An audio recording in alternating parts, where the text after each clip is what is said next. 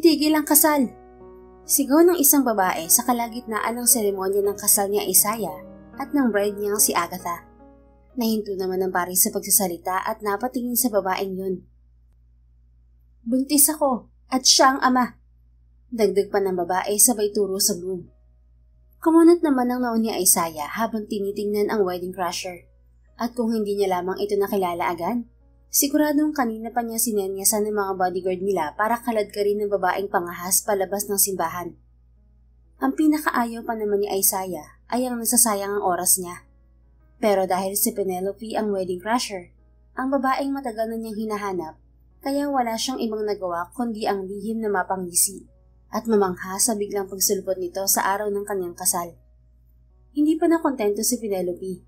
Muli itong nagsalita sa kabila ng bulungan sa paligid. Nangako ka sa akin. Ang sabi mo ako lang ang gusto mong pakasalan. Pero bakit may ganito? Ano to? At paano kami ng anak mo? Dagdag pa nito habang umiiyak.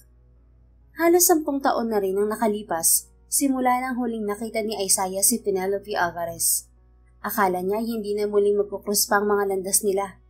Pero heto ito, nanggugulo sa araw ng kasal ni Isaiah. What is this, Isaiah? Bulong sa kanya ng kanyang bride na si Agatha. I don't know, Agatha. Sagot niya lang na hindi ito nililingon. Nakatitig lamang siya kay Penelope. Namamangha siya sa biglang pagsulpot nito sa araw ng kanyang kasal. Arrange lang ang kasal nila ni Agatha, at sa lahat ng inireto kay Isaiah, alam niyang si Agatha lamang ang kapareho niya na pag-iisip tungkol sa kanilang kasal. Purely business lang. Do you know her, Isaiah? Marahan naman siyang tumango. Yes, she's the woman I have been in love with for so long. My first love and my greatest love, Agatha. I thought you don't do things like that. I do, but she's the only exception. I will not love anyone if it's not her. Sagot naman niya. Hindi pa rin maalis sa mga mata kay Penelope na diretso lang sa pagsasabi sa lahat na nabuntis niya ito. Kung sana lang ay totoo yun, talagang kakaladgarin niya ito sa altar para makasal sila agad ngayon na mismo. Pero paano mangyayari yun kung bigla na lamang itong nawala 10 taon na nakalipas at hindi naman siya ang boyfriend nito noon? Nilingon niya si Sebastian, ang best man niya at ang ex-boyfriend ni Penelope. Ngunit ang noon ito ang pinapanood din ng pag-iiskandalo ni Penelope sa harap ng lahat. Ngunit hindi tulad ni Isaiah ang reaksyon nito. Iritasyon ang nakikita niya sa ekspresyon ng mukha ni Sebastian. Napangisi si Isaiah sa sarili. Tama yan, Sebastian. Mainis ka pala halos sa kanya para hindi mo na maisip na pwede mo siyang balikan pa. Anya sa kanyang isip. What should we do then, Isaiah? Should I act like I was hurt and slap you? Agaw muli ni Agatha sa atensyon niya. Yeah, I think so. No worries, I will bribe you after this. Sagot naman niya at bigla na lang niyang naramdaman ang palad ng bride sa kanyang pisngi. How could you do this to me, Isaiah? Sigaw nito sa kanya at umarteng umiiyak. Hindi naman niya maiwasang mapangisi dahil sa galing ng pagkakaarte ni Agatha kahit umuugong ang tenga niya sa sakit ng sampa nito sa kanya. Huwag kang umisi dyan, gago. Pretend you're affected. Bulong ni Agatha sa kanya. Napailing-iling naman siya. Pinipigilan ang tuluyang matawa sa ginagawa nila. Buti na lang talaga at cool itong si Agatha. I'm really sorry, Agatha. Hindi ko sinasadya. Sakay niya sa acting ni Agatha bago ito talikuran para habulin si Penelope. Isaiah! Uwi ka pa kunwari ng bride at lalong humagulgol. Hinarang din siya ng ilan sa kanilang pamilya, pati na ni Sebastian. Pero wala siyang pinansin kahit isa sa mga ito. Diretso lang ang tingin niya sa papatakas na si Penelope. Where do you think you're going, ha? Tanong niya rito nang maabutan niya itong mabilis na naglalakad paalis ng simbahan. Bitiwan mo ako. Sigaw nito. Pinipilit pang alisin ng kamay niyang mahigpit na nakahawak sa braso ng babae. Para saan? Para makatakas ka? Pagkatapos na ginawa mo sa loob? Bitiw sabi eh. Sigaw muli nito bago siya tinuhod sa gitna ng kanyang mga hita. Nabitiwan naman agad ito ni Isaiah at habang nanililipit siya sa sakit ay sinamantala ni Penelope ang pagkakataon para makatakas. Penelope! Sigaw niya. Napalingon naman ito sa kanya at dito siyang tiningnan hanggang sa napalitan yon ng gulat at takot. Shit! Rinig niyang bulalas ni Penelope bago nagmadali lalo na tumakas. Ow! Penelope!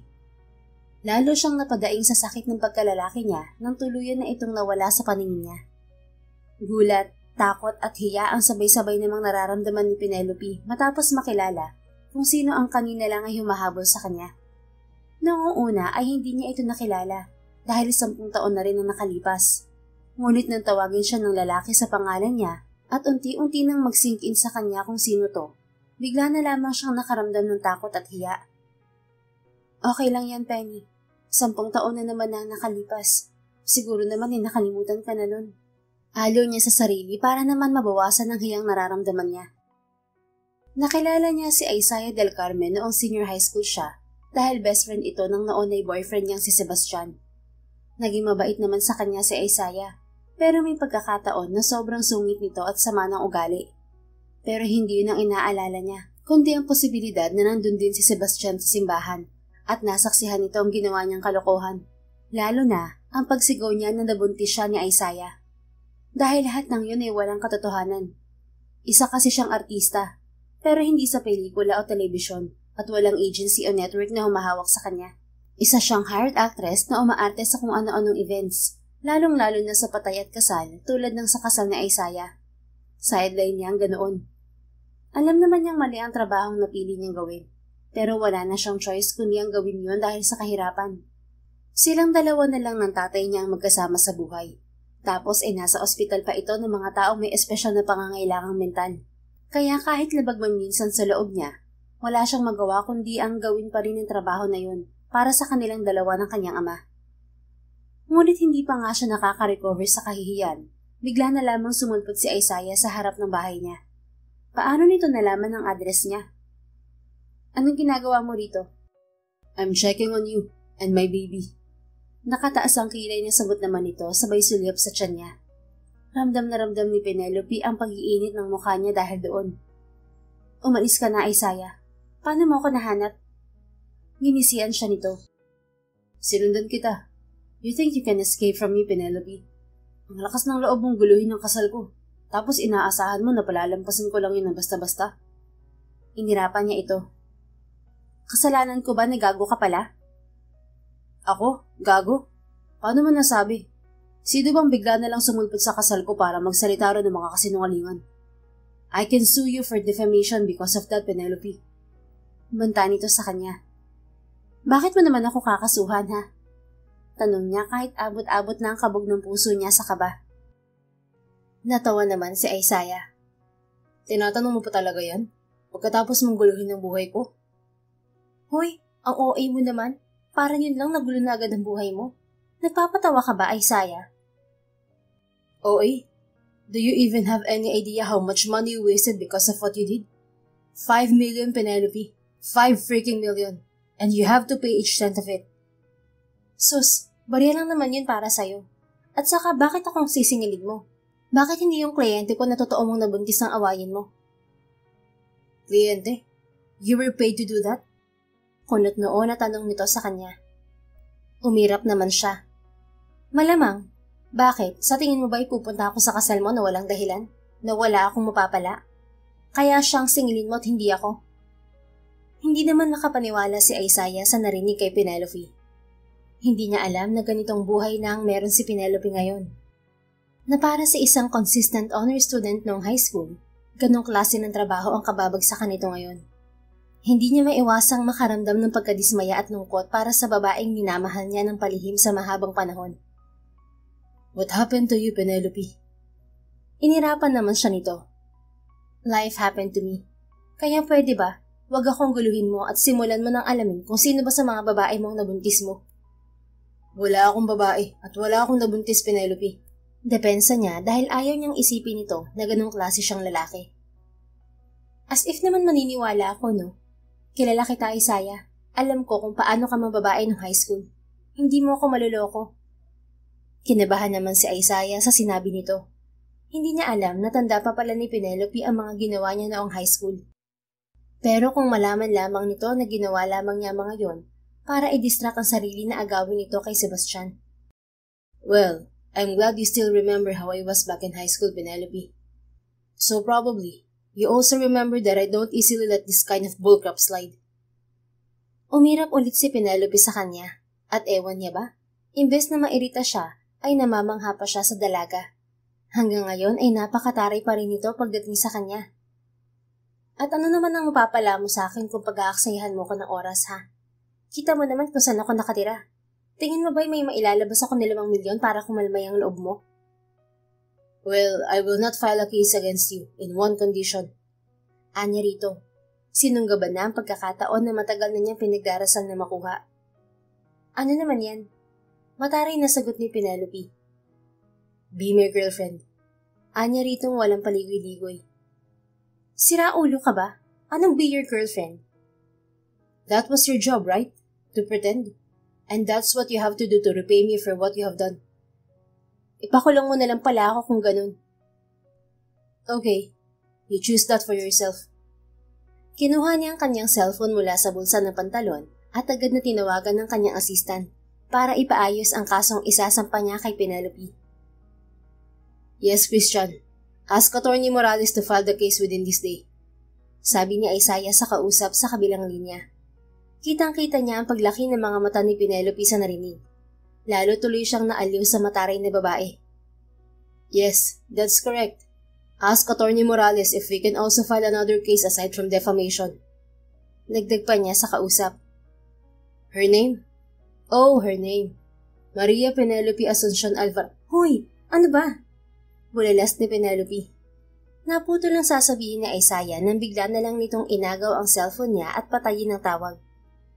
Nakangising nagpaubaya naman ng binata rito. Sa totoo lang, wala naman siyang pakialam sa mga nawala sa kanya nang dahil sa panggugulo ni Penelope sa kasal niya. Gusto lang talaga niyang gipitin ito para sumang-ayon si Penelope sa gusto niyang mangyari. Galit na bumaling si Penelope sa kanya pagkatapos kunin ang cellphone niya. Anong ginagawa mo, ha? Doing what I need to do, Penelope. Seryoso ka ba talaga? Mukha ba ako nagbibiro, ha? 5 milyon ang nawala sa akin at napahiya pa ako sa mga tao. Tingin mo ba'y madali lang yung palampasin? Bukod doon, pinahiya mo rin ang bride ko. Plus emotional damage pa at scandalous. Binayaran nga lang ako. Hindi ka ba nakikinig? The fact that you accepted the job and accepted the payment, you are already responsible for everything that happened, Penelope. At saka sino bang nandun? Kaninong mukha bang bumalandra dun? Hindi ba't ikaw? Kaya paano ko sisingilin ng taong wala naman dun? Fuck you. Inis na bulalas ni Penelope. Tinagilid naman niya ang ulo niya at ginisian ito. Alam na niya pag wala na itong masabi. Dinadaan na lang sa mura o di kaya ay mag-walk out. Mamili ka na, Penelope. Tatanggapin mo ang alok ko o ipapakulong kita. Pero huwag kang mag-alala. Bibigyan naman kita ng ilang araw para magdesisyon eh. 3 araw, Penelope. May 3 araw ka para magdesisyon kung papayag ka na maging girlfriend ko o ipapakulong kita. At huwag kang magkakamaling takasan ako. Dahil sisiguraduhin kong palabas ka pa lang nitong apartment mo. Dadamputin ka na agad ang mga bodyguards ko. Pababantayan mo ako? Hindi makapaniwala ang tanong nito. Oo, para siguradong hindi mo ako tatakasan. Ang sama ng ugali mo, Isaiah. Nagkabit-balikat naman siya. Matagal mo nang alam ang tungkol sa ugali ko, hindi ba? Kaya bakit nagugulat ka pa? Hindi makapaniwala na umiling-iling na lang si Penelope. Paano pag naibalik ko sa iyo ang 5 milyon mo? Natigilan si Isaiah sa tanong ng dalaga. Paano mo naman gagawin yun, ha? Sabi mo nga, wala ka ng ganun. Kaya paano mo maibabalik ang 5 milyon ko? Gagawan ko ng paraan. Napataas ng kilay niya at napangisi ang binata. Bilib talaga siya sa tapang ni Penelope. Hindi pa rin pala ito nagbabago. Ito pa rin ang matapang at palaban na Penelope na minahal niya. Kung ganon, bibigyan kita ng 2 araw para maibalik sa akin ang 5 milyon ko. 2 araw? Kanina 3 araw ah. Take it or leave it, Penelope. Anya bago ito tinalikuran at umalis. Halos maglupasay naman si Penelope sa sahig ng apartment niya nang makaalis na si Isaiah. Sa lahat ng naging racket niya, ngayon lang siya sumabit ng ganito na kulang na lang ay mabaliw na siya sa kakaisip kung paano ito malulusutan. Kaya naman, bago pa siya tuluyang mabaliw, ay kinontak na niya agad ang naging kliyente niya. Miss Patricia, mabuti naman at sinagot mo na ang tawag ko. Anya nang sagutin na ni Patricia ang pang-10 tawag niya. Ito ang naging kliyente niya sa pagpapatigil ng kasal ni Isaiah. What is it ba ha, Penelope? I already paid you in full, so why are you still bothering me? Mataray na sagot nito sa kanya sa kabilang linya. Ano kasi Miss Patricia, pinuntahan ako ni Mr. Del Carmen. Nagdedemand siya na bayaran ko na gastos niya sa kasal. And? What does it have to do with me? Ano kasi, wala akong pambayad. Baka pwede niyo akong tulungan tungkol dun. Nahihiya niyang sagot. Narinig niya ang pagtawa ni Patricia sa kabilang linya. It's not my problem anymore, Penny. I already paid you for the job I asked you to do. Everything after that is already your responsibility, not mine. Ha? Hindi ko maintindihan. Are you stupid? What I'm trying to tell you is I will not help you. Hala, hindi naman ho ata pwedeng ganyan, Miss Pat. Ikaw ang nagpautos niyon. Sumunod lang ako. I told you, I paid you, Penelope. At nasa iyo na ang pera. Kaya paano kailangan ma-involve pa rin ako dyan? Ikaw ang nag-utos, Miss Pat. At kung hindi mo ako tutulungan, ituturo kita bilang mastermind ng eskandalo na yun sa simbahan. Banta niya, pero tinawanan lamang siya ni Patricia. At ano naman na magiging pruweba mo na ako nga ang mastermind, ha? Itong mga calls natin na pwedeng i-fabricate? Tumatawa pa nitong sagot sa kanya. Come on, Penelope. I thought you're smart. Oh, bakit hindi mo magawa ng paraan yan? Huminga siya ng malalim dahil ubos na ang pasensya niya sa babaeng ito. It's either you help me, or you will remain someone who's obsessed with Mr. Del Carmen, Patricia. What? I have 2 days to provide him that damn 5 million pesos. And if you cannot give me the money until then, I swear, you will forever be dreaming for that man, Patricia. Are you blackmailing me, Penny? No, I am giving you an ultimatum. 5 milyon ang gusto ni Mr. Del Carmen para kalimutan niya ang nangyari. At kung hindi mo ako matutulungan pagdating sa bagay na yon, habang buhay kang magdidelusyon na pwede kanyang mahalin. What the heck are you saying? Hindi mo ako pwedeng pagsalitaan ng ganyan, Penelope.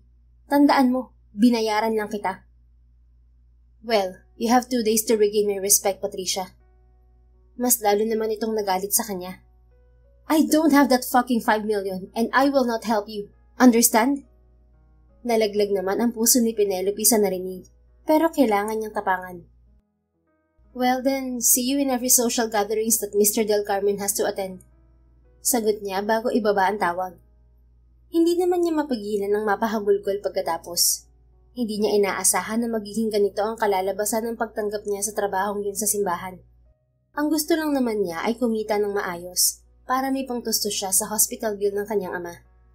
Kaya nang marinig niya na pwede siyang kasuhan ni Isaiah, ay labis na nakababahala sa kanya. Iniisip niya kung ano na ang mangyayari sa kanyang ama sa oras na makulong siya. Kaya naman, nang lumipas ang 2 araw at wala pa rin siyang narinig mula kay Patricia, ay nawala na siya ng pag-asa pang makawala kay Isaiah. Wala na rin siyang choice kundi ang puntahan si Isaiah, lalo na at hindi naman naging lihim ang naging pagbabantay sa kanya ng mga bodyguard nito. Have you decided? Tanong agad ni Isaiah pagpasok niya sa opisina nito. Hindi man lang siya pinaupo o inalok ng kahit na anong maiinom. May tanong muna ako. Shoot, I will be listening. Sagot ni Isaiah sabay halukip-kip. Para saan at hanggang kailan ang itatagal ng pagpapanggap ko bilang girlfriend mo, if ever napapayag ako? Para saan? Para tumigil ng pamilya ko sa pagrereto sa akin ng mga babae. At hanggang kailan? Maybe a year. I'm not really sure yet, Penelope. A year? Bakit ang tagal naman yata? Lugi naman yata ako ron. Naiintindihan niya yung dahilan. Pero yung 1 taon silang kailangan magpanggap, parang hindi naman niya ata kakayanin, lalo na't alam niya kung gaano kasama ang ugali ni Isaiah sa kanya. Baka kasi ang mangyari, tuluyan na siyang makulong dahil nasaka na niya ito sa sobrang buwisit sa lalaking to. Tinaasan siya ng kilay na Isaiah. Tingin mo ba'y mabilis nang maniniwala mga magulang ko na kinansela ko ang kasal ko dahil may mahal akong iba? Kung 1 buwan lang palang itatagal mo sa akin bilang pretending girlfriend ko. Hindi ko naman sinabi na 1 buwan, Isaiah, pero dapat may exact timeline. Hindi ako pwedeng ma-stuck sa'yo ng matagal. At bakit? Nagmamadali ka ba?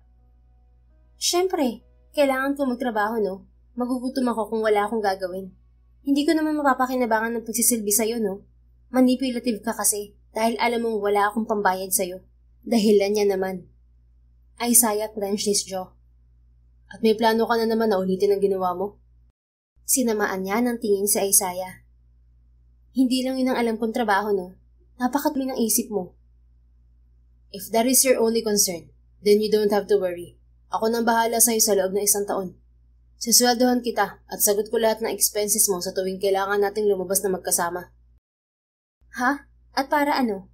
Para mas mabaon ako sa'yo sa utang? Ayoko, Isaiah. Hindi ako pumapayag. Sinabi ko bang sisingilin kita sa mga gagastusin ko sa'yo? Sa sama ng ugali mo, siguradong ganun nga ang gagawin mo. Whatever you say, Penelope. Ang kailangan ko yung desisyon mo sa kondisyon ko. Huminga naman ng malalim ang dalaga. Payag na ako, pero great. Let's go. Putol nito sa sasabihin ng dalaga. Ha? Bakit? At saan tayo pupunta, Isaiah? Hindi pa tayo tapos mag-usap. Bastos ka talaga kahit kailan. Save whatever you want to save for later, Pen. Uwi muna tayo sa apartment mo para mag-impake. Anito habang hatak-hatak siya palabas ng opisina nito. Gulat naman na napahinto si Penelope sa paglalakad, dahilan kung bakit napahinto rin si Isaiah. Ano? Teka, bakit kailangan mag-impake, Isaiah? Because we will fly to Palawan in 2 hours. Palawan? Ano naman ang gagawin natin sa Palawan? Inirapan naman siya ni Isaiah. It's my father's birthday and we have to attend. We? Bakit kasama pa ako? Because they want to finally meet you, Pen. Nanlaki ang mga mata ng dalaga at ngayon pa lang ay kinakabahan na agad siya sa mga pwedeng mangyari. Bakit nila ako gustong ma-meet? Because they know that you are my girlfriend. Sagot nito bago siya hinila ulit palabas. Hindi naman na siya nakaimik pa at nagpatangay na lamang kay Isaiah. Narating agad nila ang apartment niya. Makakabalik pa ba ako ng buhay dito sa Manila pag sumama ako sa iyo sa Palawan, Isaiah? Tanong niya habang nag-iimpake. Kumunot ang noo ni Isaiah. Bakit mo naman naisip yan? Isaiah, pamilya mo yun. Alam kong galit sila sa akin dahil sa ginawa ko sa kasal mo. Baka ipatapon nila ako sa dagat para kainin ng pating. At yung baby, paano natin ipapaliwanag na prank lang yun? Your imagination is really weird, Penelope. But to calm you down, they won't do that to you or to anyone. They are kind. At kung yung tungkol naman sa baby yung iniisip mo, ako na bahalang magdahilan sa kanila. Natatawa na sagot naman ni Isaiah sa kanya. Ano naman ang sasabihin mo sa kanila? Nagkibit-balikat naman si Isaiah sa kanya. Basta, yung pag-iimpake na lang intindihin mo dahil excited na silang makita ka. Bakit naman daw? To meet the reason why I canceled the wedding and run away. Sagot nito habang diretsong nakatingin sa mga mata niya. Bigla namang kumabog ng mabilis at malakas ang puso ni Penelope dahil doon.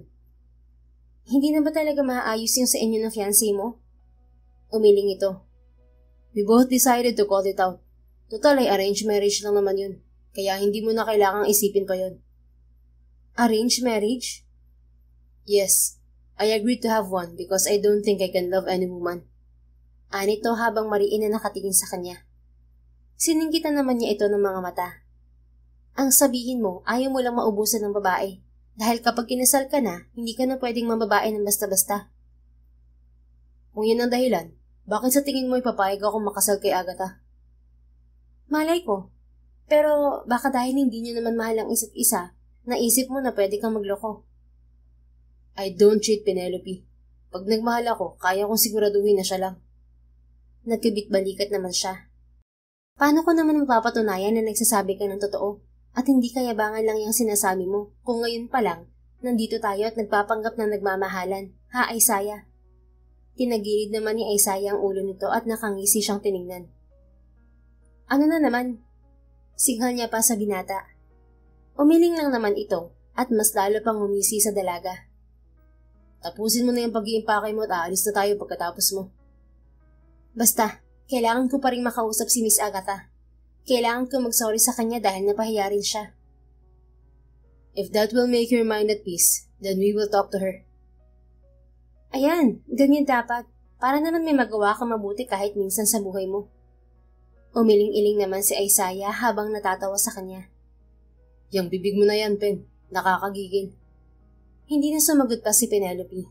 Ipinagpatuloy na lamang niya ang pag-iimpake at nang matapos ay agad na silang umalis ng apartment niya.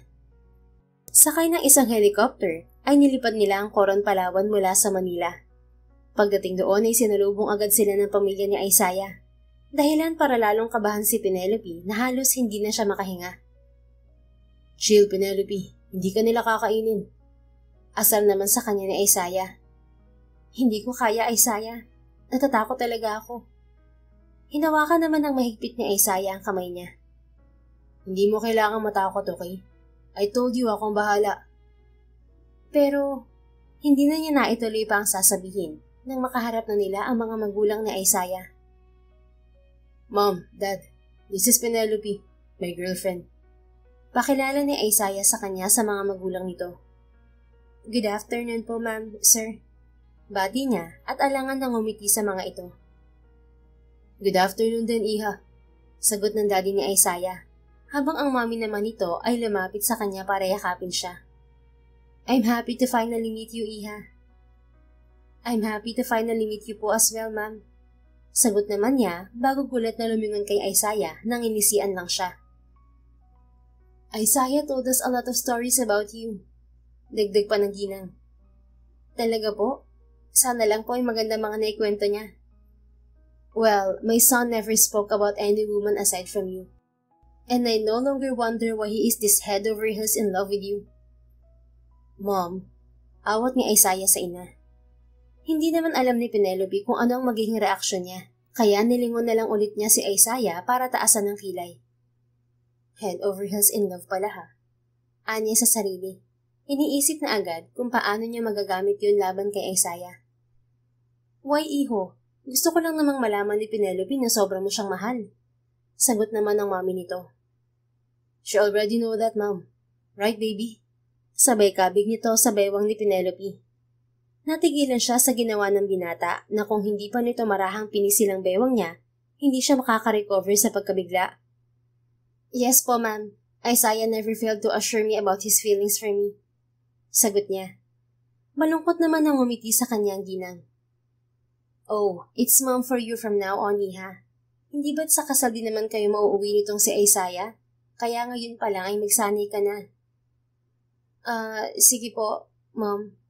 Anya. Halos mapapalakpak naman ang ginang sa sinabi niya. That's better, right? Nakakalungkot lang na nasaktan ka niya nung pumayag siya na magpakasal kay Agatha para sa business namin. Sorry about that, Iha. We didn't know. Hinawakan ni Penelope ang kamay nito.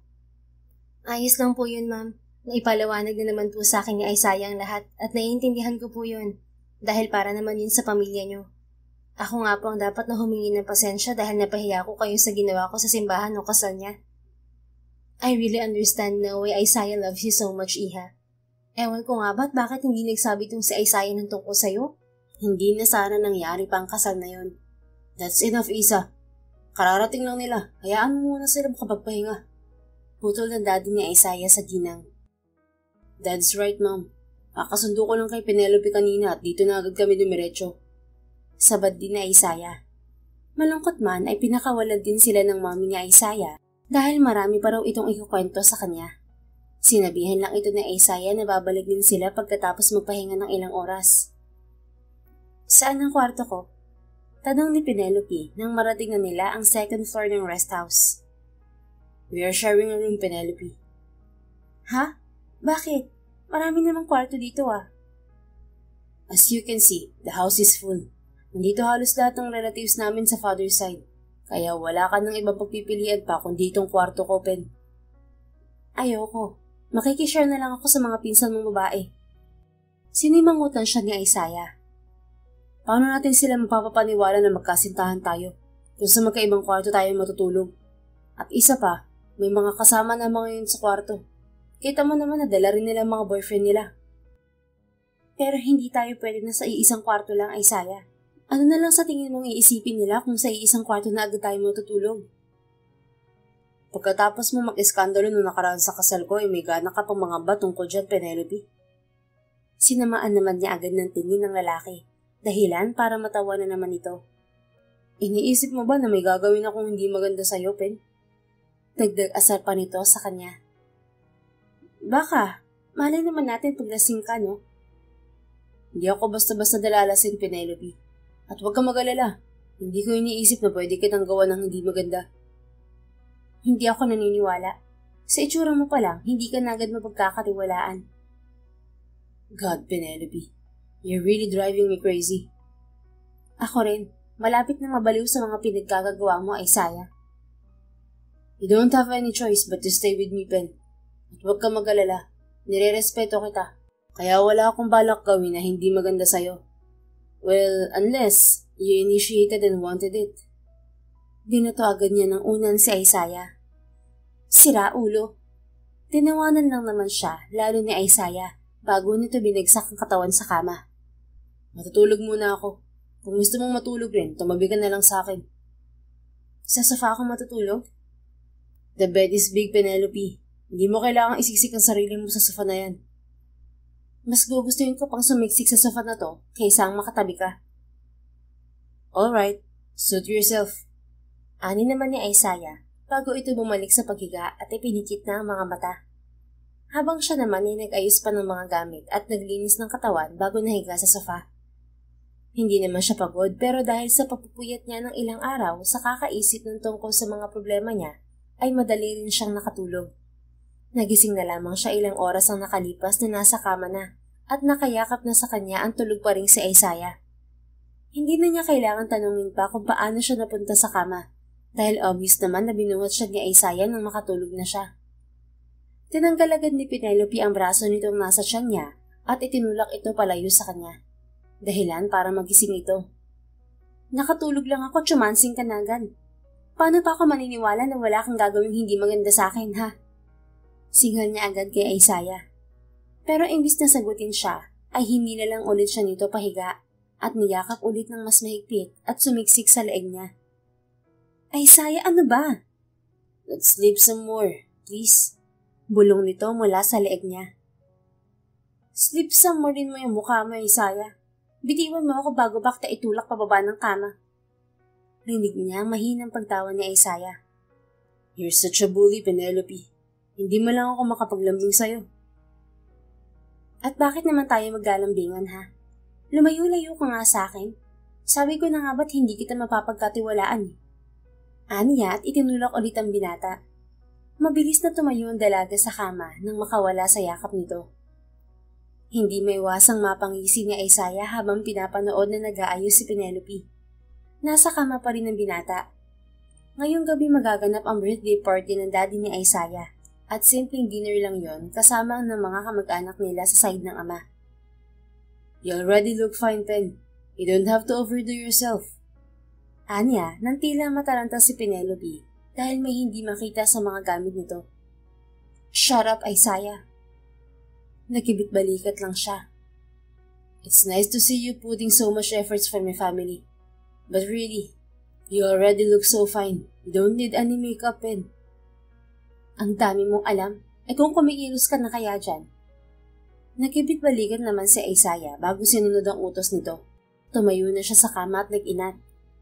Sa tagal ng panahon, ngayon lamang siya nagkaroon ng masarap na tulog at naniniwala siyang dahil yun sa katabi niyang si Penelope. Saglit lang naman ang naging preparasyon niya at nang matapos siya ay bumaba na rin sila ni Penelope dahil ilang minuto lang ay magsisimula na ang celebration. Pagdating sa kanilang dining area ay agad silang sinalubong ng mga pinsan ni Isaiah na excited makilala si Penelope. Ramdam niya ang pagkabigla ni Penelope sa paraan ng pagkapit nito sa braso niya. Jill, Pen, gusto ko lang nilang makilala. Bulong niya sa dalaga bago ito kinabig sa baywang para maging komportable ito. Ang dami nila, Isaiah. Kaunti pa yan. Sagot niya tapos ay pinisil ng tagiliran ng Penelope. Ha? Anong ibig mong sabihin, Isaiah? Sasagot pa sana si Isaiah pero nilapitan na sila ng pinsang si Ara. Is she the one, kuya? Tanong ni Ara nang makalapit ito sa kanila. Tumangon naman si Isaiah at ngumiti rito. Yes, this is Penelope, my girlfriend. I'm glad to finally meet the only girl that made Kuya Isaiah go against his principles. Ani pa ng isa niyang pinsan na si Carl. Nag-abot pa ito ng kamay kay Penelope na tinanggap naman ng dalaga. Nice meeting you all. bati ni Penelope sa mga pinsan niya. Lumapit pa ang ibang mga pinsan ni Isaiah at nagsimulang magtanong ng kung ano-ano kay Penelope. Pagkatapos naman ng mga ito, ay ang mga tiyahin naman niya ang tumawag sa kanila para kilalanin pang mabuti si Penelope. Naipaliwanag naman na niya sa mga ito ang tungkol sa nangyari nung nakaraan sa kasal niya, at pati na rin sa pagbubuntis kunwari ni Penelope. Sinabi niya sa mga ito na false alarm lang pala yun. Hindi man naging madali ang ipaintindi sa pamilya niya ang sitwasyon nila, sa huli ay pinili rin ng mga ito na ipaubaya na sa kanya ang lahat. Lalo na't ipinakita niya sa mga ito kung gaano niya kamahal si Penelope. "Are you okay?" Tanong ni Isaiah nang mapansin na tahimik lang si Penelope sa isang sulok habang pinapanood ang mga pinsan niya. Tumango naman ito at ngumiti. "Ayos lang ako." "Totoo?" "Seriously, ayos lang talaga ako, Isaiah. Natutuwa lang ako dahil sobrang welcoming ng pamilya mo. Na kahit ang laking eskandalo nang nagawa ko, wala akong narinig na masama sa kanila tungkol doon." "It's because I told them that I'm in love with you."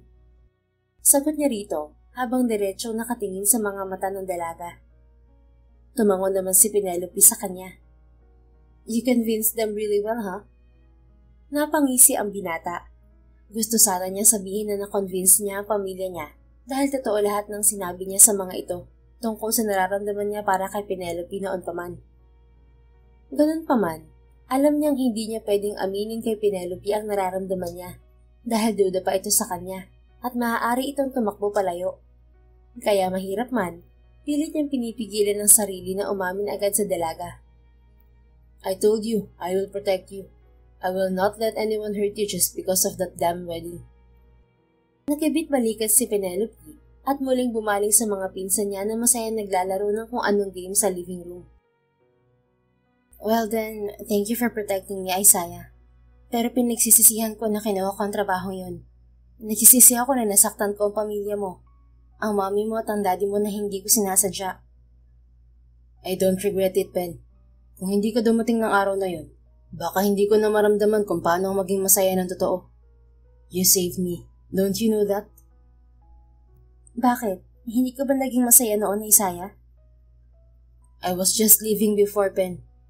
Handa na ako mabuhay sa ganong sitwasyon hanggang sa mga natitira ko pang araw. Pero dumating ka bigla at dun ko na-realize na pwede pa pala akong maging masaya at yun ang pinipili ko ngayon." Si Miss Agatha, ganun din ba ang nararamdaman niya? "Yes, pareho kaming handa na sana sa ganung buhay. Pareho na namin tinanggap na tradisyon ng mga pamilya namin ang masusunod para sa amin.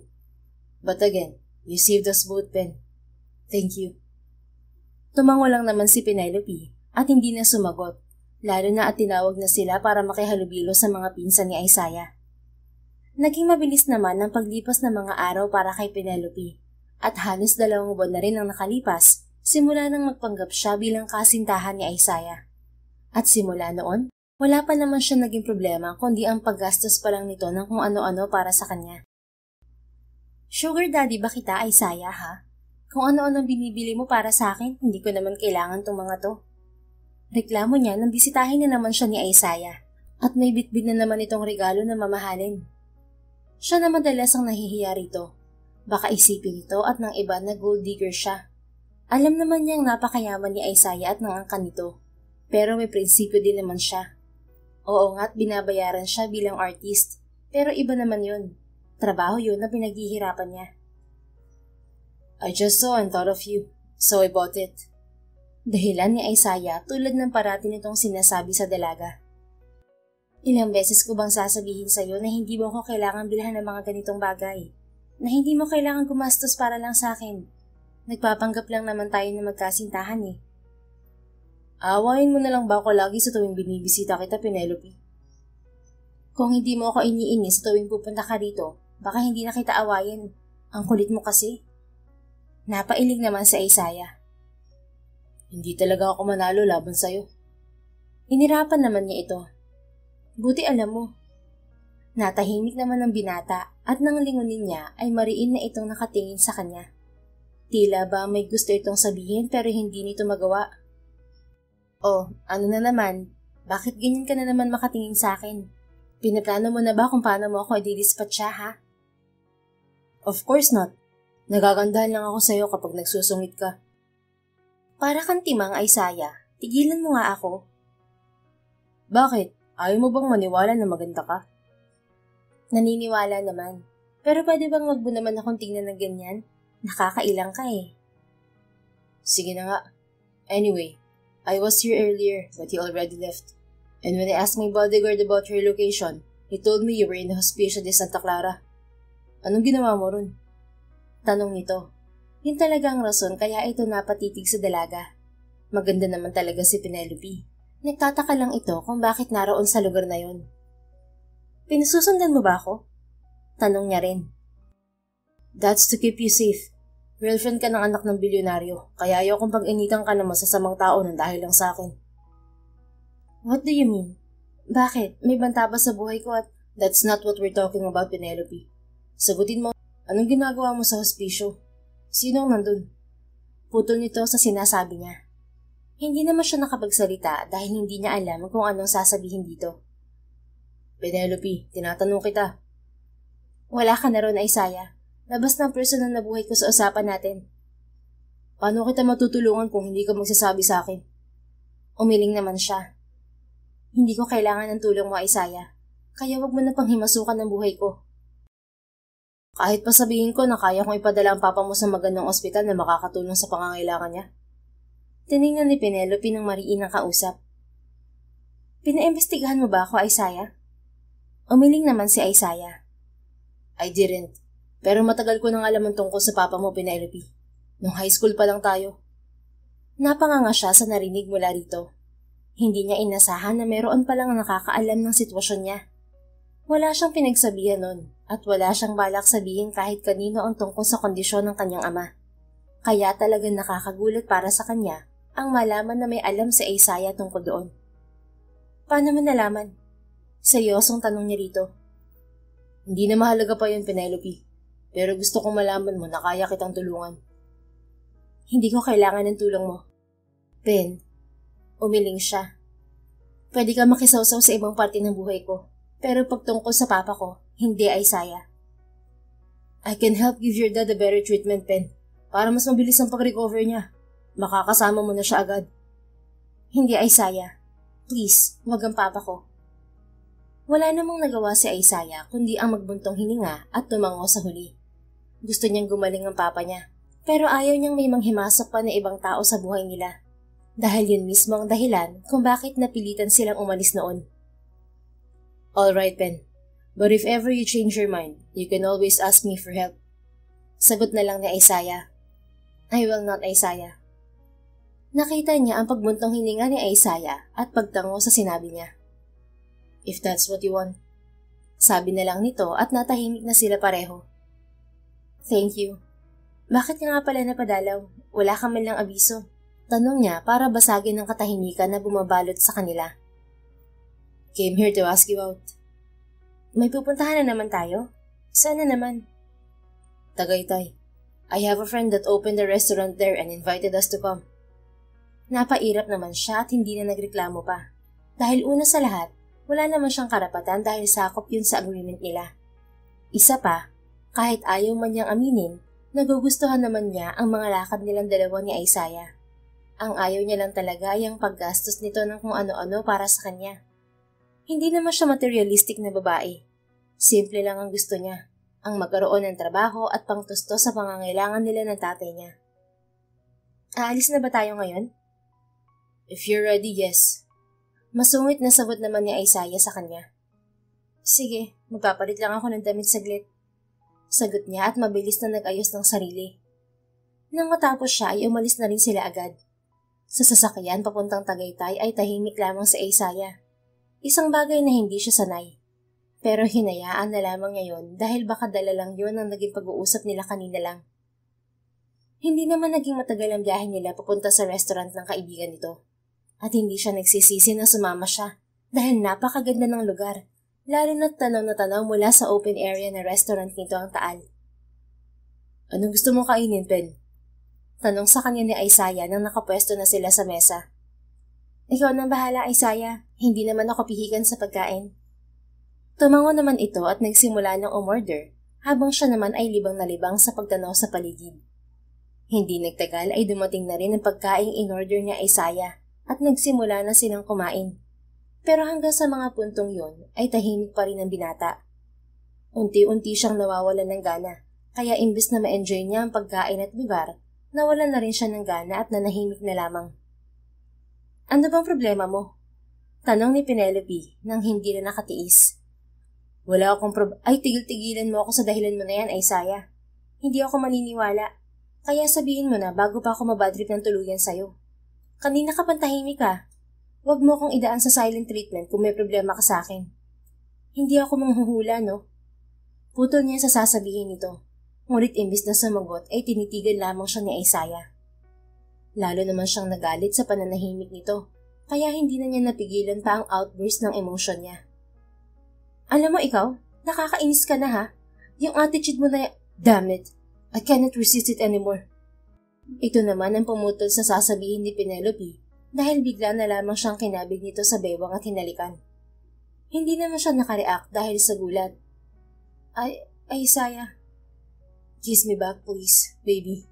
Bulong pa nito. At tila isang musika naman yan sa kanyang pandinig na bigla na lamang niyang sinunod ang gusto nito sa hindi niya malamang dahilan. Are we still pretending? Hinihingal na tanong niya sa binata pagkatapos ng halik. Umiling si Isaiah habang hinihingal ding tulad niya. I never pretended, Penelope. Everything I did and said, all of those are real. I have been in love with you since we were 16. You are my first love. Napanganga siya sa narinig. Gulat sa pag-amin nito. Isaiah. That's the truth, Penelope. I love you, and I lured you to pretend as my girlfriend to give me time to pursue you. To make you fall in love with me. Mas lalo naman siyang nagulat dahil doon. Bakit ako, Isaiah? Bakit hindi ikaw? Isaiah, maraming babae dyan na mas deserve mo. Yung kapantay mo at hindi katulad ko na walang narating kaya kumapit sa patalim. Dahilan niya, pero sininghalan lamang siya ni Isaiah. I don't care who else deserves me, Penelope. Ikaw ang gusto ko. At sa tingin mo ba hindi ko sinubukang kalimutan ka? Ginawa ko lahat para kalimutan ka. Pero ano nangyari? Wala. Wala pa rin dahil nandito pa rin ako at mahal na mahal ka kahit 10 taon na nakalipas. Pero, ikaw ang gusto ko, Penelope. Ikaw lang. Dagdag pa nito. Tapos ay pinagdikit ang mga noo nila. Hindi naman alam ni Penelope kung ano magiging reaksyon niya sa sinabi nito na wala na lang siyang nagawa kundi ang matulala na lamang kay Isaiah. Hindi niya inaasahan na ganito pala ang nararamdaman ni Isaiah para sa kanya.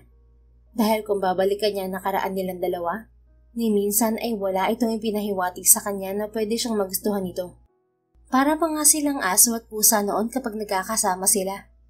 Kaya ang marinig ng lahat ng sinabi nito ay sadyang hindi ka panipaniwala para sa kanya. Hindi kita pipilitin na mahalin din ako, Penelope. Pero sana'y hayaan mo akong patunayan sa iyong nararamdaman ko. Dagdag pa nito nang wala pa rin siyang sinabi at nakatingin lang siya rito. Kung siguro ay noon niya pa nalaman ang tungkol sa nararamdaman nito para sa kanya, ay baka matagal na siyang tumakbo palayo kay Isaiah. Pero hindi na yun ang nasa isip niya ngayon. Hindi na siya takot na marinig yun, at mas lalong ayaw na niyang umalis. Dahil ang totoo, nagdiriwang ang puso niya dahil pareho ng nararamdaman ni Isaiah ang nararamdaman niya. Kahit na sinusungitan niya ito, deep inside ay alam niyang nagkakapuwang na sa puso niya ang binata. Kaya naman, bago pa siya maunahan ng kaba ay tumingkayad na siya para abutin ang labi ni Isaiah para patakan yon ng mabilis na halik. Gusto rin kita, Isaiah. Tila nabato naman si Isaiah sa narinig at hindi agad ito nakasagot. Napasimangot tuloy siya. Hoy, magsalita ka naman, Isaiah. Pinagtitripan mo lang ba ako? Anya nang hindi pa rin ito nagsasalita. Hinampas niya pa ang dibdib nito. Tila natauhan naman ito nang magsimula ng magtubig ang mga mata niya. Naiiyak na dahil baka pinagtitripan lang siya ni Isaiah. Why are you crying? Tanong nito habang pinupunasan ng pisngi ni Penelope. Ikaw, bakit ayaw mo magsalita? Pinaglalaroan mo lang ba ako? Sinusubukan mo lang ba kung bibigay ako sa'yo, ha? What? No, of course not. Ano, bakit wala ka sinasabi? Napabuntong hininga si Isaiah bago siya kinabig para mayakap. Nagulat lang ako. Hindi ko inaasahan na marinig ko mula sa'yo ang sagot na matagal ko nang gustong makuha. In love ka ba talaga sa akin? Tanong niya habang pinapakinggan ang malakas na kabog ng puso ni Isaiah. Ramdam niya ang pagtango nito at paghalik nito sa tuktok ng ulo niya. Like what my mom said, I am head over heels in love with you, Penelope. Sa mga sandaling yun, ang tanging nagawa na lamang niya ay mapayakap sa binata. At tila totoo nga na kapag masaya ka, nagiging mabilis ang takbo ng mga oras. Dahil halos hindi na nila namalayan ang mga nangyayari sa paligid nila. Na kung hindi pa makakatanggap ng tawag si Isaiah galing kay Agatha, ay hindi pa nila maaalala na may mga bagay din silang dapat gawin bukod sa isa't isa. Sigurado ka bang okay lang na sumama ako? Panglimang tanong na niya kay Isaiah habang nasa biyahe sila papunta sa birthday party ni Agatha.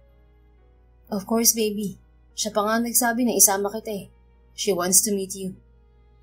At hindi nga ito nagkakamali dahil pagkarating nila sa venue, ay iniwan agad siya ni Isaiah para makausap niya si Agatha tulad ng gusto niya. Agatha, gusto ko sanang humingi ng pasensya sa nagawa ko sa kasal niyo ni Isaiah. Hindi ko yung sinasadya, trabaho ko lang talaga yun. Simula niya, hinahanda ang sarili sa maaari niyang marinig mula rito. Inaasahan niyang magagalit ito sa kanya. Naaawayin siya nito at ipapahiya. Pero imbis ay nginitian pa siya nito ng napakatamis. You don't have to worry about it, Penelope. Naiintindihan ko. At sa totoo lang, natutuwa ako na sa wakas ay magkasama na kayo ni Isaiah. Hindi ka ba galit sa akin? Sinira ko ang kasal mo at napahiya ka. Nakibit-balikat naman ito. Like I said, you don't have to worry about it, Penelope. Isaiah already explained what happened. So, I don't really have any feelings towards you two. Isa pa, hindi naman ganoong kahalaga para sa akin ang kasal na yun. For business purposes lang talaga yun. Bahagya naman siyang ngumiti rito at tumango. Kung ganoon, nagpapasalamat ako ng marami dahil hindi ka galit sa akin. Alam kong hindi madaling tanggapin ang nagawa ko, kaya inaasahan kong galit ka. Let's forget about it, okay? Besides, Isaiah has compensated me enough to even sulk about that wedding. Tatanungin pa sana niya si Agatha kung anong compensation ang sinasabi nito. Pero may biglang tumawag dito. Kaya kinailangan na nitong iwanan si Penelope. Dumating naman agad si Isaiah nang makitang mag-isa na siya sa pwesto nila. Where's Agatha? Tanong agad nito kay Penelope. Tinawag na. Sagot niya bago mariin ng tinitigan si Isaiah. What, baby? Why are you looking at me like that? Did I do something wrong? Ano yung compensation na sinasabi ni Miss Agatha? Ano yung binigay mo sa kanya? Hindi na niya napigilan na itanong. Did she tell you about that? Itatanong ko ba sa'yo kung hindi? Kaya sumagot ka na. Ano yung binigay mo sa kanya kapalit ng pagkanselan ng kasal niyo? Nakibit-balikat naman ito. It's just her dream yacht, baby. Napanganga siya sa narinig. Yacht? As in yate, Isaiah? Binigyan mo siya ng yate? Yes, I bought her one so she won't get mad at us. Kumpirma nito. Binili mo siya ng yate para lang hindi siya magalit sa atin? Ulit niya pa. Dahil hindi niya talaga maintindihan ang trip ng mga mayayaman tulad ng dalawang to. That's just a yacht, baby. Huwag mong masyadong seryosohin. Magkano naman ang presyo nun, Aber? Just around 28 million. Nanlaki ang mga mata ni Penelope. 28 million? Pinagloloko mo ba ako, Isaiah? Why would I do that? Yun talaga nangyari at halaga nun, baby. Bakit ba? Umirap naman siya. Gumastos ka ng ganun kamahal para lang pampalubog loob sa ex-fiancé mo?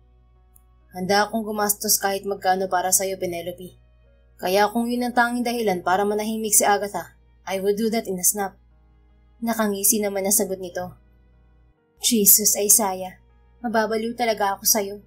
Singhal niya rito. Tinawanan lang naman siya nito bago hinalikan sa pisngi. I love you, Penelope.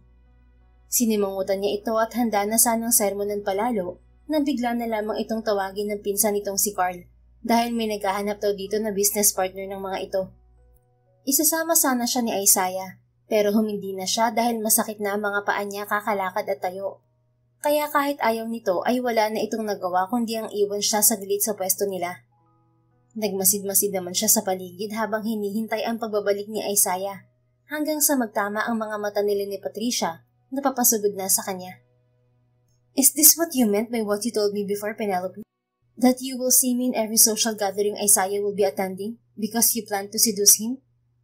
Galit na sumbat ng dati niyang kliyente. Hindi naman siya makasagot kay Patricia kaya umiling na lamang siya.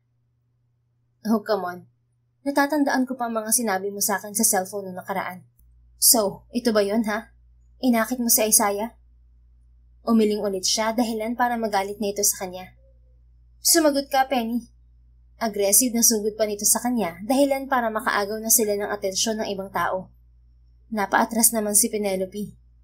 Gusto na sana niyang umalis, kaso lang ay hindi niya alam kung paano, lalo na't wala pa rin si Isaiah sa tabi niya. Hindi niya alam kung saan na ito dinala ng pinsan nito. Hindi ko alam ang sinasabi mo, Miss Patricia. Maang-maangan niya para isagip ang sarili. Really? Hindi mo alam kung anong sinasabi ko? Ginagawa mo pa akong sinungaling ha? Wala akong sinasabing ganyan, Patricia. Lasing ka na kaya bakit hindi ka nalang umuwi muna? Natawa naman ito. The audacity of you to make me look like a fool, Penelope. Nagsisinungaling ka pa. Wala akong ginagawang hindi maganda sa'yo, Patricia.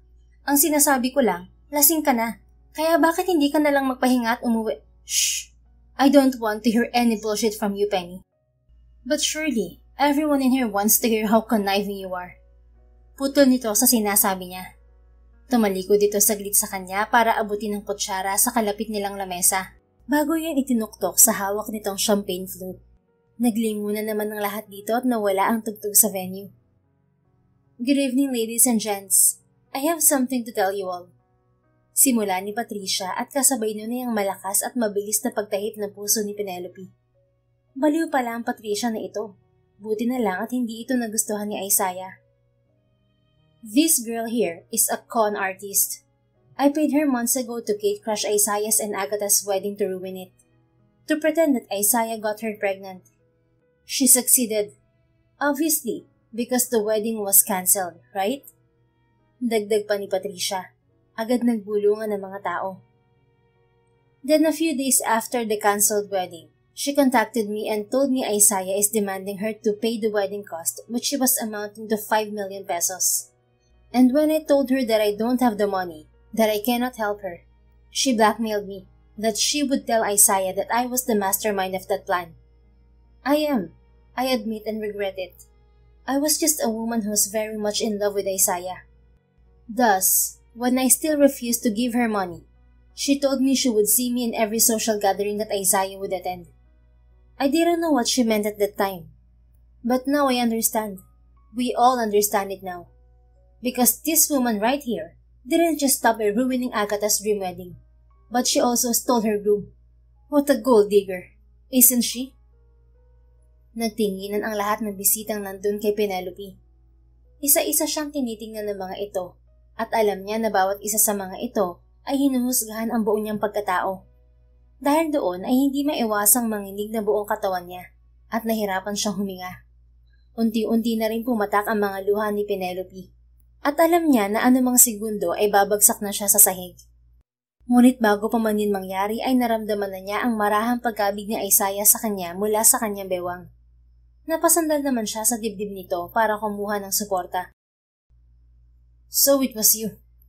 Ani Isaiah habang matalino na nakatingin kay Patricia. Isaiah, tawag ni Patricia sa malambing na tono. I have been asking her who asked her to do that wedding crush, but she never gave me a name. Now I know why. Takot na umiling-iling naman si Patricia kay Isaiah. I will explain. You don't have to. I have heard enough. And to correct you, my girlfriend Penelope Alvarez never asked me for anything. In fact, it was me who has been asking her a lot of things. And 2 of those are her love and attention. I want those from her, and only from her. Mariing sabi nito. Pero binayaran ko lang siya, Isaiah. Hindi mo alam kung anong klaseng tao babaeng yan. Mangiyak-ngiyak na ani ni Patricia. Ikaw ang walang alam kung sino siya sa buhay ko, Patricia. I have known Penelope since I was 16, and I have been in love with her since then. I should thank you for bringing her back to me, but after what you did to her, I don't think you deserve anything from us. Isaiah, Tawag naman ni Penelope rito. Yes, baby. Let's go home. Please, hayaan mo na siya. Pakiusap niya dahil hindi na niya kaya pa ang mga mapanuring tingin ng mga tao sa paligid nila. Ramdam niya ang pagbuntong hininga ni Isaiah bago tumango sa kanya at patakan ng halik ang balikat niya. I don't want to see you ever again, Patricia. Sabi pa ni Isaiah kay Patricia bago kinuha ang kamay ni Penelope para alalayan palabas ng venue. Hindi naman maiwasang mangindig sa inis ni Isaiah sa nangyari. Saglit lang siyang nawala ay ganun na agad ang nangyari kay Penelope. Are you okay? Tanong niya sa dalaga nang maratingan nila ang sasakyan niya. Tila gatilyo yon dahil bigla na lamang umiyak si Penelope. Come here. Anya bago ito hatakin pa upo sa kandungan niya kahit masyadong masikip para sa kanilang dalawa ang driver's seat ng sasakyan niya. Yumakap sa kanya si Penelope at lalong umiyak. I'm sorry I was late, Pen. Bulong niya rito habang pinupunasan ng pisngi nito. Hindi naman nagsalita si Penelope at patuloy lang itong umiyak. Hinayaan lang niya ito at paulit-ulit na lang binulungan kung gaano niya ito kamahal habang sinusuklay ang buhok nito gamit ang mga daliri niya. Maya-maya ay unti-unti rin naman itong tumahan at kumalma. Ayos ka na ba, Pen? Marahan itong tumango. Sorry, Isaiah. Bakit ka nagsasorry? Naiskandalo na naman kita sa harap ng maraming tao at nasira ko na naman ang araw ni Agatha. You didn't, Pen. Wala kang ginawang mali. In fact, ikaw pa kang ginawa ng mali eh. Totoo naman yung sinabi niya. Binayaran niya ako para sirain ang kasal mo. Tapos binlockmail ko rin siya para mabayaran kita. Umiling si Isaiah. I don't care. Tapos na yun, kaya bakit kailangan pang pag-usapan ulit? Pero Isaiah, enough, Pen, okay? Hindi na mahalaga pa para sa akin kung anong ginawa mo. Dahil kung wala mo ngayon, hindi kita makikita ulit. At lalong hindi ko mararamdaman ng ganitong saya. Sermon niya rito. Hindi na nga nagsalita pa si Penelope at sumandal na lamang ulit sa binata. Hinayaan niya naman ulit ito at tumagal silang dalawa sa ganoong posisyon ng halos 1 oras bago magyaya ang dalaga na umuwi na sila. Ilang araw na nakalipas at may party na naman silang kailangang puntahan ngayon. Ayaw sanang dumalo ni Isaiah, ngunit ang party na yon ay ang pinaka-importante sa lahat dahil isa yung event na isinasagawa ng mga katulad niyang business tycoon para mapalawak palalo ang mga connections nila. Ang ganda mo. Puri niya kay Penelope paglabas ng apartment nito. Thank you. Ikaw din, ang pogi mo. Really? Nakataas ang kilay na tanong niya rito. Minsan niya lang kasi itong marinig na i-compliment siya, kaya gusto niyang makasiguro sa narinig. Tumango ang dalaga. Yes, ang pogi mo lalo ngayon. Hindi niya mapigilan ang mapangisi lalo sa sagot nito. Thank you, baby. Anya at pinatakan ito ng halik sa pisngi. Inaya na niya ito na umalis na sila hanggang sa narating na nila ang event. Hawak-hawak ang kamay ni Penelope ay pumasok sila sa venue ng party. Naging abala naman agad si Isaiah sa pakikipag-usap kung kani-kanino mga business tycoons din, habang nasa tabi niya si Penelope, na ipinakilala niya sa lahat bilang girlfriend niya. Kitang-kita niya na nag-e-enjoy din si Penelope sa pakikisalamuha sa iba, kaya mas ginunahan pa siyang makipag-usap sa mga posibleng maging ka-business venture niya. Ngunit sa kalagitnaan ng pakikisalamuha, ay nakasalubong nila si Sebastian. Matalim ang tingin nito sa kanilang dalawa, lalo na kay Penelope. Are you really dating her, Isaiah? Anito nang tuluyang makalapit sa kanilang dalawa. Nakibit-balikat naman siya bago hinila palalo si Penny papalapit sa katawan niya. As you can see, Sebastian, hindi ko naman siguro bulag. Ngumisi naman ito. Really? And you're proud of dating my ex-girlfriend? Naramdaman niya ang paninigas ng katawan ni Penny sa sinabi ni Sebastian. Does that even matter? It's been 10 years, Seb. Nakakatawa naman ko hanggang ngayon na hindi ko pa rin nakaka-move on. I have already moved on, Isaiah. Mas nakakatawa lang na kaya mong i-date ang ex-girlfriend ng best friend mo. Kunot noon na sagot naman ni Sebastian. At bakit hindi? You just broke the bro code, Isaiah. Inis na sagot na nito sa kanya. Natawa naman na siya ng tuluyan. Alam mo sa ating dalawa, ikaw na unang gumawa nun. Kaya bakit ngayon na ginawa ko rin ang dami mong sinasabi? Isaiah, mahinang tawag sa kanya ni Penelope. Napabuntong hininga naman siya bago ito nilingon. Alam niyang hindi komportable si Penelope at ayaw niyang ilagay ito sa sitwasyong mararamdaman nitong hindi siya bagay. Yes, baby. Huwag ka makipag-away, please. Pakiusap ni Penelope sa kanya. Tumango siya. I'm sorry you have to see this pen. Ayos lang naman. Pero pwede bang umalis na lang tayo? Ayoko mapaaway ka na dahil sa akin. You're worth fighting for, Pen. Handa akong sumabak sa gera para sa'yo. Pero ayoko na ganun. Reklamo naman ito. Kitang-kita ni Isaiah ang pagkabagabag sa mukha ng dalaga. Kaya wala na siyang nagawa kundi ang tumango dito. I'm sorry, baby. Alis na tayo, please. Tumango ulit siya rito at yumuko para patakan ng halik ang balikat nito. Alright, let's go. Pinakawalan niya ang bewang ni Penelope bago kinuha ang kamay nito at sinalikop sa kanyang kamay. Mauna na kami, Seb. Enjoy the party.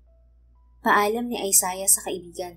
Hindi na niya hinintay pa ang magiging sagot nito at tumalikod na para makaalis na silang dalawa ni Penelope. Abot-abot ang tahip ng puso ni Penny habang paalis silang dalawa ni Isaiah. Hawak-hawak pa rin ito ang kamay niya at napakalaking tulong niyon para unti-unti siyang kumalma. Pagdating sa parking lot ay agad na pinatunog ni Isaiah ang sasakyan nito at pinagbuksan siya ng pinto. Kinabitan din ito ng seatbelt si Penelope bago pa ito umikot at sumakay sa driver's seat. Where do you want to go? Tanong nito habang nagmamaniobra ng kotse palabas ng parking. Kahit saan. Nginisian siya ni Isaiah. Kahit saan? Paano kung dalhin kita sa bahay ko? Ayos lang sa akin. Sigurado ka ba dyan? Taas kilay na tanong nito sa kanya. Tumango naman siya. Oo, sigurado ako. May problema ba?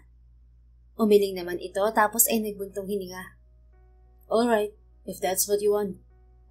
Sa isang mamahaling condo tower sila pumasok pagkalipas ng halos 1 oras na biyahe. Nauna nang bumaba si Isaiah para alalayan si Penelope bago sila naglakad papasok ng elevator na magkasalikop ang mga kamay. Pagod ka na ba? Tanong nito sa kanya nang isandal niya ang kanyang ulo sa balikat nito. Tumango ang dalaga at iniyakap ang isang kamay sa braso ng binata. Pero hindi pa ako inaantok. Siguro ay dahil to sa matagal na pagtayo sa party. Pwede ka magpahinga muna sa unit ko at kapag gusto mo nang umuwi, ihahatid kita sa apartment mo. Pwede bang dito na lang din ako matulog? Imbes ay tanong niya. Malayo din kasi ang apartment niya tapos matraffic pa. Tiningala niya si Isaiah para makita ang reaksyon sa tanong niya. Ngunit ang nakita lamang niya ay ang malamlam na pagtitig nito sa kanya. Nginitian naman niya ito. Nagbuntong hininga ito bago tumango sa kanya. Ayos lang ba sa'yo na makatabi ako sa kama? Ayos lang, nagawa na naman natin yun noon eh. At wala ka namang ginawa sa akin. Sagot niya nang maalala yung nasa Palawan sila. Iba yung noon sa ngayon, Penny. Baka hindi ko nakayanin ang magpigil ngayon. Hindi naman niya maiwasang mapangisi sa pagiging straightforward nito. Noon pa man, noong high school pa lang sila ay ganoon na talaga magsalita si Isaiah. Palaging diretsyo at wala ng paligoy-ligoy pa. Bakit naman kailangan mo magpikil? Para namang na-eskandalo sa Isaiah sa tanong niya. Nabigla na lang itong lumayo sa kanya. Hinawakan pa siya nito sa magkabila niyang balikat bago marahan siyang niyugyog. Naririnig mo ba sinasabi mo, Penelope? Natawa siya at umiling-iling. A serious and angry Isaiah del Carmen is already handsome. But him, looking this frustrated because of her, makes him hotter and 10 times more handsome. Hindi siya makapaniwala na naging bulag siya noon para hindi ito makita. Sutil ka talaga. Komento pa ni Isaiah bago siya hinila sa dibdib nito. Nakangisi naman siyang yumaka pabalik dito hanggang sa marating na nila ang floor ng unit ng binata. Ang ganda ng unit mo. Hindi niya maiwasan na masabi pagkapasok nila sa unit ni Isaiah. Nilingon niya ito at nginitian. Matama naman itong pinapanood ang bawat kilos niya habang nagtatanggal ng cufflinks ng suot nitong long sleeves. Lumapit siya kay Isaiah para tulungan ito sa pag-alis ng necktie nito. Habang inilagay naman agad ni Isaiah ang mga kamay nito sa magkabilang gilid ng baywang niya. May gusto ka bang kainin? Hindi ka nakakain ng marami kanina. Tanong ng binata. Napansin mo pa yun? Nakataas ang kilay na tanong niya rito. I notice everything about you, Penelope. From your emotions to your movements. Sagot nito sabay abot sa kanyang leeg para patakan ng marahang halik sa leeg. Stalker. Nakangisi niyang asar kay Isaiah. Sa gwapo kong to, tatawagan mo akong stalker? I'm your admirer, baby, ever since. Kung dati pa, bakit ngayon mo lang ako nilapitan? Dahil alam kong may gusto ka pang iba noon. Si Sebastian? Oo, pati yung mga crush mo. Pairap na sagot ni Isaiah sa kanya. Natawa naman siya. Kung noon mo pa ako kinulit-kulit, baka ikaw ang naging boyfriend ko. At kung naging boyfriend mo ako noon pa, baka matagal na tayong kasal at may anak na tayong 10 taong gulang ngayon. Saad nito na tila nangangarap. Anak? Grabe ka naman. Nag-aaral pa lang tayo nun, Isaiah. Bakit? Hindi na ba tayo pwedeng mag-aral kung may anak at kasal na tayo? Taas kilay na sagot nito sa kanya. Ang bata pa natin masyado nun, Isaiah. Hindi pa tayo ready. Study first ako noon kahit may boyfriend ako noon. Masipag ako mag-aral. Ani naman niya. Baka ikaw lang ang hindi ready noon dahil handa ako sa kahit saan. Basta ikaw ang makakasama ko. Sagot nito habang matamang nakatingin sa kanya. Dahilan para magwala na naman ang mga alagang paru-paro ni Penelope sa kanyang tiyan. Inirapan niya si Isaiah. Ang galing mo rin talagang mambola, no? Alam na alam mo talaga kung paano ako papakiligin. Bakit? Kinikilig ka ba ngayon, baby? Nakangising tanong nito. Kung noon mo pa talaga ginawa ang lahat ng to, baka nga matagal na tayong kasal at hindi lang isang anak natin. Nakita naman niya ang pagkawala ng ngisi ni Isaiah, bago ay marahan itong tumitig sa kanya. I was about to, but Sebastian suddenly got in between. I had no choice but to stop. What do you mean? It was me who first saw you, Ben. The first one who fell in love with you. And it was a big mistake telling Sebastian about you. Because the next thing I know, he was already courting you and you're too fast to accept him. Sinagot mo agad siya bago pa man ako makakilos. Dagdag pa nito. I didn't know. Of course, you will not know about it. That bastard knows how to play so well. That he was fast to paint me as the bad guy. And you're too naive to believe him. Irap na sagot nito sa kanya. Hindi naman niya maiwasang mapangisi. Hanggang ngayon ay apektado pa talaga si Isaiah sa nakaraan. He was my boyfriend then, Isaiah. Malamang maniniwala ako sa kanya. But I'm curious why he did that to you. Nagkabit-balikat naman ito. I don't know, and I don't care anymore. I already have you and everything else doesn't matter to me now. Piniga naman ang puso niya dahil doon. He betrayed you, but you still friends with him? Because that's the only thing I could do to protect you. I know him. I know he will do something unforgivable to you. And I was not wrong about that when he cheated on you with multiple girls. Napangisi naman si Penelope at inabot ang pisngi nito. I love you, Isaiah. Sorry kung hindi agad kita napansin noon. And no worries. Hindi naman ganun kalakas ang epekto ni Sebastian sa akin noon eh. Nabaitan lang ako sa kanya noon na behind my back ay devilish naman pala siya. Wish I could turn back time para sa'yo ko nalang binaling ang panahon ko. Napanganga naman si Isaiah nang marinig yun. Pero ramdam niya ang panginginig ng mga kamay nito sa kanyang bewang. I'm in love with you, Isaiah. Ulit niya pa at tumingkayad siya para abutin ang labi nito at patakan ng malambot na halik. I'm in love with you too, Pen. I love you so much mula noon hanggang ngayon. Sagot nito bago siya ginantihan ng mas malalim na halik. Nilabanan naman niya ang intensidad ng mga halik nito hanggang sa ito na ang lumayo sa kanya. Alright, baby. Let's stop now. Pigil nito habang nakahawak sa magkabilang balikat ng dalaga. Why? Malambing niyang tanong. Napapikit ito nang marinig ang tono ng boses niya bago ito nagbuntong hininga. If we continue doing this, I might ask for more, baby. Nakibit-balikat naman siya. I'm okay doing more, Isaiah. Napasinghal naman si Isaiah at hinila siya papalapit sa katawan nito. You're going to be the death of me, Penelope. Ikaw din sa akin. Pero at least mamamatay tayong masaya. Nakangisi at pilya niyang sagot. Tila napatid naman ang pisi ng pasensya ni Isaiah at ilang mura ang pinakawalan nito bago siya hinalikang muli ng mas malalim at mapaghanap.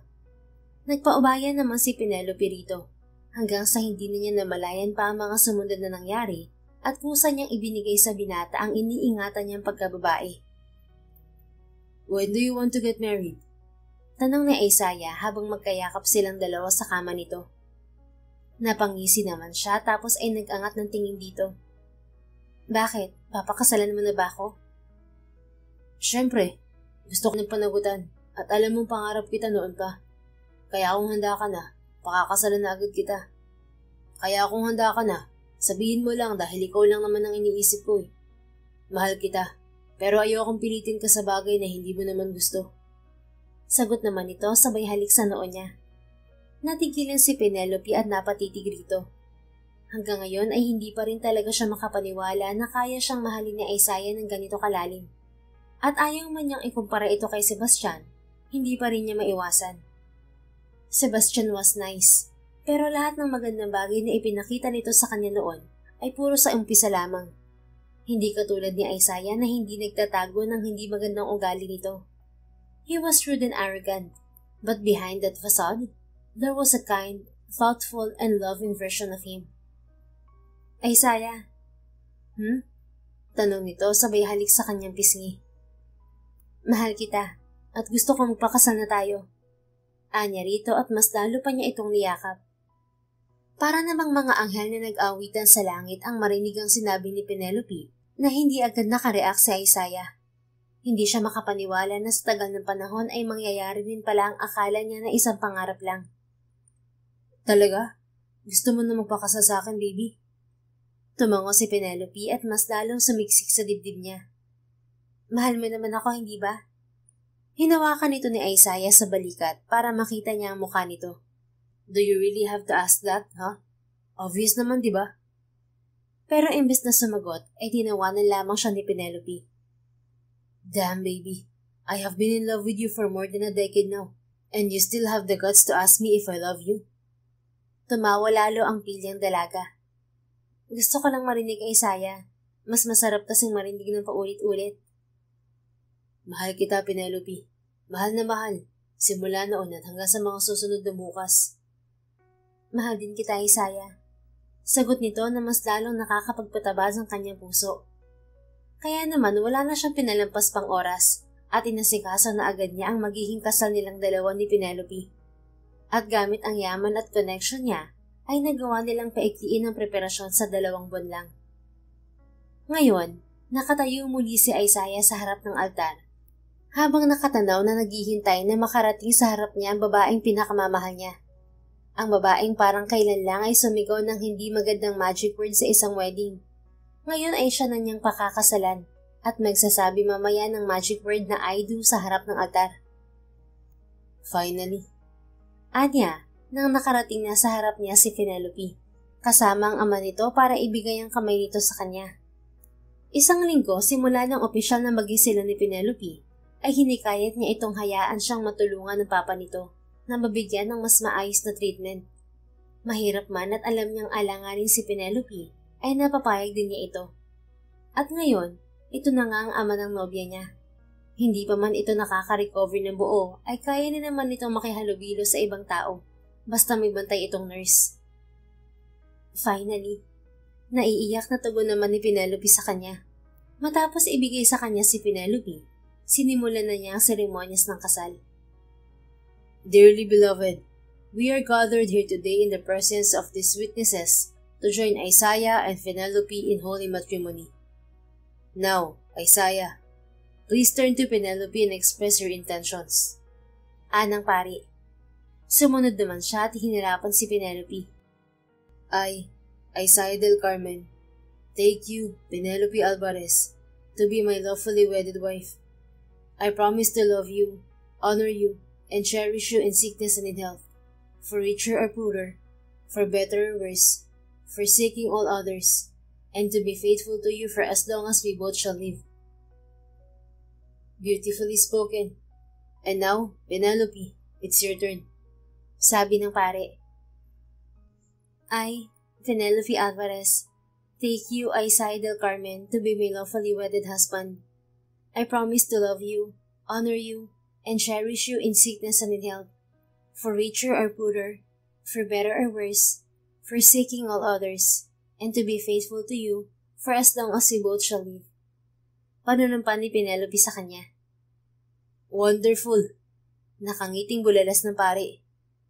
Having heard your intentions to be united in marriage, I now ask, do you, Isaiah, freely and willingly take Penelope to be your wife, to live together in the covenant of marriage? If so, please say, I do. I do, sagot niya agad. And do you, Penelope, freely and willingly take Isaiah to be your husband, to live together in the covenant of marriage? If so, please say, I do. I do. Sagot naman ni Penelope na lalong nakapagpakabog sa puso niya. By the power vested in me and in accordance with the laws of Manila City, I now pronounce you husband and wife. What God has joined together, let no one separate.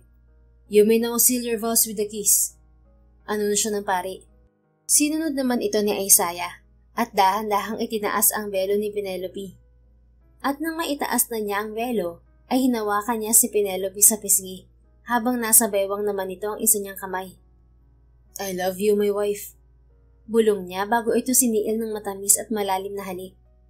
Palakpakan ng mga tao sa simbahan matapos ang paghihinang ng kanilang mga labi. Pagkatapos ng kasal, ay lumipat sila sa bagong paggawa na bahay ni Isaiah. Naging tuloy-tuloy pa ang paggaling ng ama ni Penelope, nakasama na rin nila sa iisang bahay. Labi silang nagpapasalamat dahil after 2 weeks ng kanilang kasal, ay nabuntis agad si Penelope. Kung babalikan niya ang nakalipas na 10 taon, hindi papasok sa isip niya na pwede pala itong mangyari. Nasa huli, ang lahat ng lungkot, sakit at pangungulila niya ay makakasama rin niya si Penelope sa dulo. Sinong mag-iisip na ang tila bituin lamang na si Penelope noon ay asawa na niya ngayon? At sa mga susunod na buwan, ay magiging mga magulang na sila sa panganay nilang anak na lalaki. Kaya kung mabibigyan si Isaiah ng pagkakataon na makausap ang sarili niya sa nakaraan, isa lamang ang sasabihin niya. At yun ay may mga pangarap na mahirap abutin. Ngunit kung lalagyan ng sipag at pagpupursige, makukuha mo rin yun. Natiwala lang sa sarili na bawat pagsubok ay malalampasan mo rin.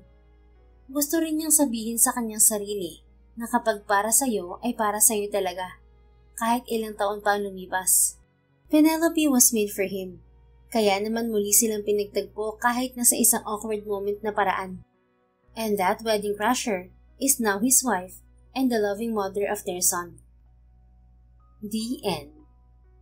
Kung nagustuhan mo ang istoryang ito, please don't forget to like, comment, and share it with your friends. Your support really makes a difference. Thank you and see you sa ating next story. Keep safe and be blessed.